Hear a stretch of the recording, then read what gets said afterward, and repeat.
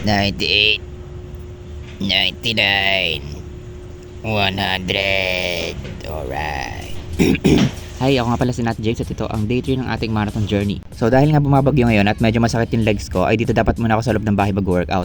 Pero dahil tumigil na yung ulan nung gabi na, naisip ko na mag-warm up na gamit yung A6 pre-warm up exercise. Binala ko na lang ngayong araw na maglakad para hindi na rin matuluyang sumakit yung mga legs ko. Kasi base sa experience ko, pag tinigil mo yung workout, mas lalong sasakit yung part na win-workout mo. So, sinot ko na nga dito yung smartwatch pati yung earphones ko. Malaking tulong nga pala yung smartwatch pag tumatakbo, lalo na yung may built-in GPS. Para hindi mo na kailangan magdala ng cellphone para i-track yung takbo. Pero dahil mahal yun, yung wala mo ng built-in GPS yung binili ko. Sa earphones naman, syempre mas gaganahan ka tumakbo pag may sound trip. Kaso nga lang, tong nabili ko medyo natatanggal na pag pinagpapawisan. So, mas maganda siguro pag yung biniling earphones is yung pang workout talaga. And yung running shoes ko nga pala is Adidas na nabili ko sa Tobis ng 2K. Matibay naman siya kasi almost 1.5 year ko na tong ginagamit. Siguro pag nagkapera ko, tatry ko bumili ng mas magaan pa ditong running shoes. Para na rin siguro may kapalitan tong running shoes na ginagamit ko ngayon. Medyo kawawa na. Ito nga pala yung nilakad ko kahapon. Full walk lang yan.